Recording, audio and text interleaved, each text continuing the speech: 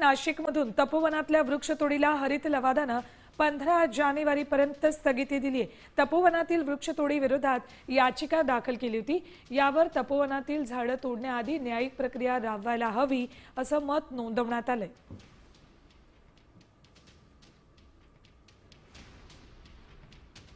याची काही मर्यादा घालून दिलेली नाहीये, परंतु पुढची तारीख ही 15 जानेवारी ठेवलेली आहे। त्यामुळे 15 जानेवारी 2026च्या अगोदर सदर अहवाल येणं अपेक्षित आहे।